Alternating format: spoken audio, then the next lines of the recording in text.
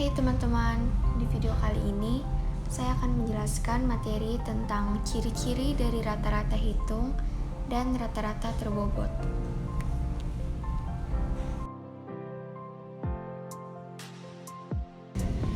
Saya akan menjelaskan terlebih dahulu mengenai rata-rata hitung. Rata-rata hitung merupakan nilai yang diperoleh dengan menjumlahkan semua nilai data dan membaginya dengan jumlah data. Rata-rata ada beberapa macam, yaitu rata-rata hitung aritmatik, rata-rata geometrik, rata-rata harmonik, dan lain-lain. Tetapi jika hanya disebut dengan kata rata-rata saja, maka rata-rata yang dimaksud adalah rata-rata hitung aritmatik.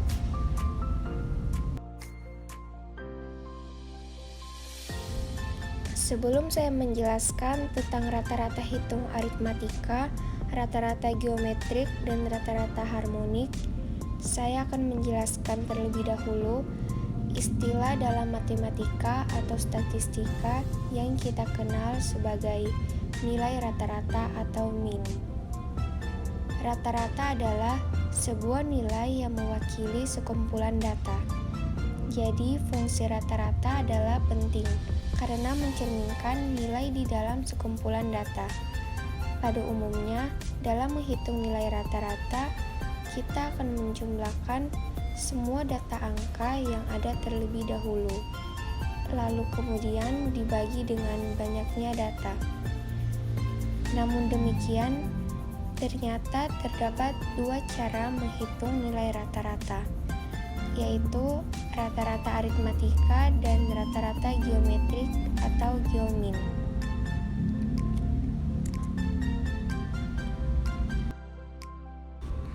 Nah, sekarang saya akan menjelaskan apa itu rata-rata aritmatika, rata-rata geometrik, dan rata-rata harmonik. Yang pertama, rata-rata aritmatika adalah rata-rata yang diperoleh dengan menjumlahkan semua data angka yang ada terlebih dahulu, kemudian dibagi dengan banyaknya data. Contoh penggunaan rata-rata aritmatika adalah rata-rata nilai sekolah, rata-rata tinggi siswa, dan lain sebagainya. Yang kedua, rata-rata geometrik. Rata-rata geometrik adalah rata-rata yang diperoleh dengan mengalihkan semua data dalam suatu kelompok sampel, kemudian diangkar pangkatkan dengan banyaknya data sampel tersebut. Contoh penggunaan rata-rata geometrik adalah nilai investasi, kecepatan, dan lain sebagainya. Yang ketiga, rata-rata harmonik. Rata-rata harmonik adalah rata-rata yang dihitung dengan cara mengubah semua data menjadi pecahan, di mana nilai data dijadikan sebagai penyebut dan pembilangnya adalah 1. Kemudian semua pecahan tersebut dijumlahkan dan selanjutnya dijadikan sebagai pembagi jumlah data. Rata-rata harmonik sering juga disebut dengan kebalikan dari rata-rata hitung aritmatik.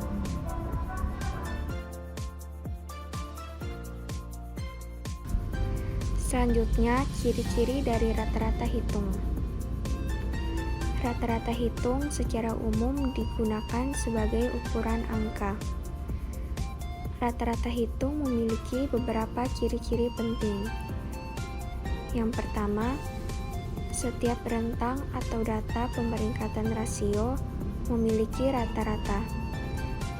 Ingat pada bab 1 bahwa data pemeringkatan rasio berupa data semisal umur, pendapatan, dan berat dengan selisih antar angka bernilai tetap. Yang kedua, seluruh nilai dimasukkan dalam perhitungan rata-rata. Yang ketiga, rata-rata itu unik, artinya hanya ada satu rata-rata di dalam sekelompok data.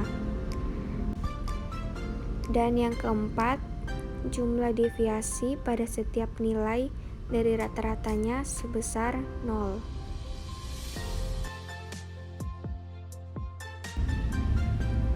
Selanjutnya saya akan menjelaskan apa itu rata-rata terbobot.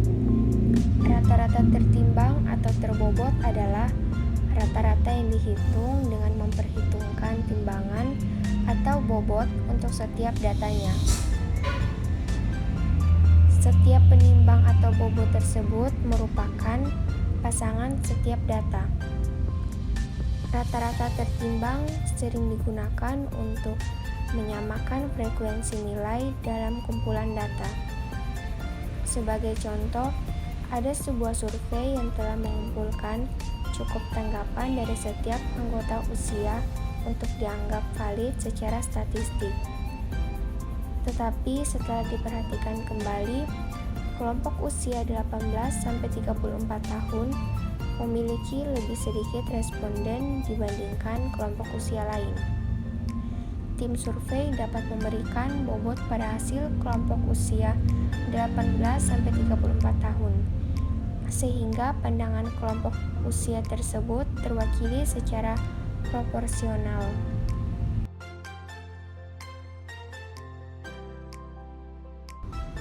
Rata-rata tertimbang juga dapat memasukkan pertimbangan lain di luar frekuensi kemunculan data sebagai bobot perhitungan. Misalnya, nilai siswa dalam kelas tari diperhitungkan dari aspek keterampilan, kehadiran, dan tata krama. Karena kelas tersebut adalah kelas tari, maka nilai keterampilan diberikan bobot yang lebih besar daripada aspek lainnya.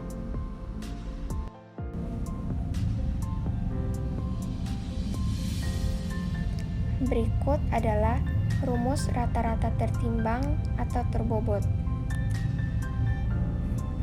Keterangan sama dengan rata-rata tertimbang.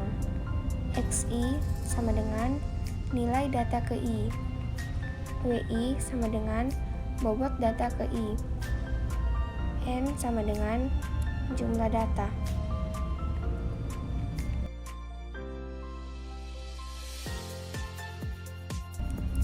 Adapun beberapa contoh dari rata-rata terbobot atau rata-rata tertimbang.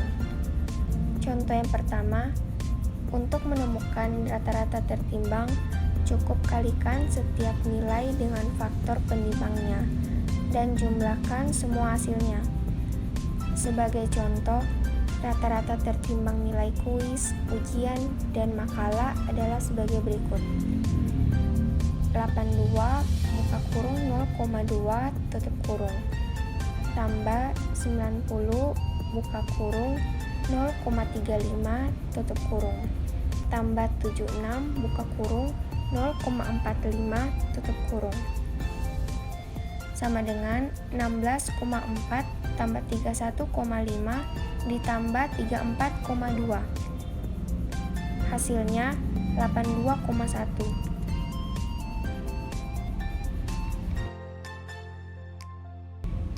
Contoh yang kedua, sebuah perguruan tinggi membuka penerimaan mahasiswa baru.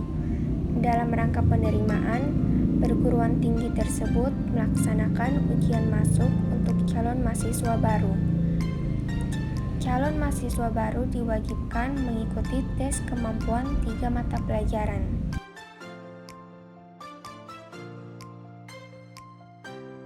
Yaitu matematika, bahasa Inggris, dan pengetahuan umum. Untuk memberikan penilaian yang lebih baik, perguruan tinggi tersebut membobotkan setiap mata pelajaran yang diujiankan. Matematika diberi bobot 50, bahasa Inggris 30, dan pengetahuan umum 20. Setelah ujian dilaksanakan, seorang calon mahasiswa baru mendapatkan nilai sebagai berikut. Matematika 65, bahasa Inggris 70, dan pengetahuan umum 80.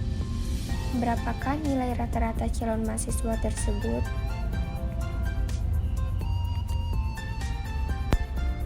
Jawabannya Diketahui bahwa penilaian bersifat terbobot. Oleh karena itu, penghitungan nilai mahasiswa tersebut menggunakan rumus rata-rata tertimbang. Dengan menggunakan rumus rata-rata tertimbang, maka penghitungan nilai mahasiswa tersebut adalah sebagai berikut. Jadi, nilai rata-rata calon mahasiswa baru tersebut adalah 69,5.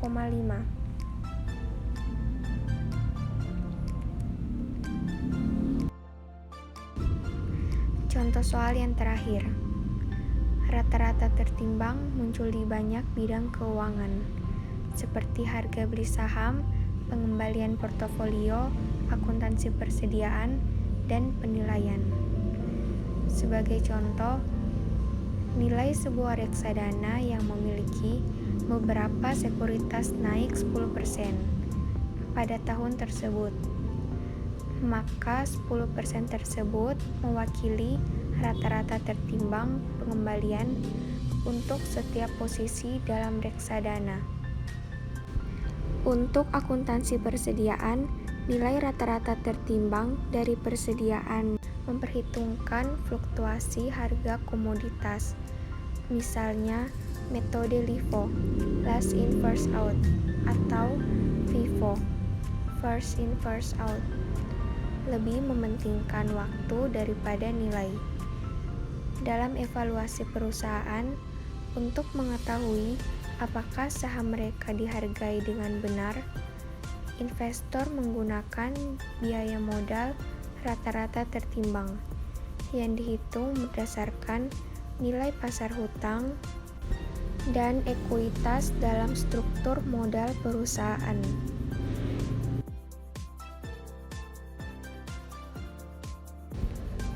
Berikut adalah poin-poin penting dari rata-rata tertimbang.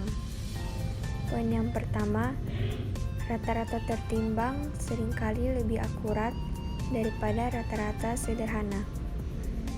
Poin yang kedua, rata-rata tertimbang memperhitungkan tingkat kepentingan relatif atau frekuensi beberapa faktor dalam kumpulan data. Dan poin yang terakhir, poin yang ketiga, investor saham menggunakan rata-rata tertimbang untuk melacak dasar biaya saham yang dibeli pada waktu yang berbeda-beda.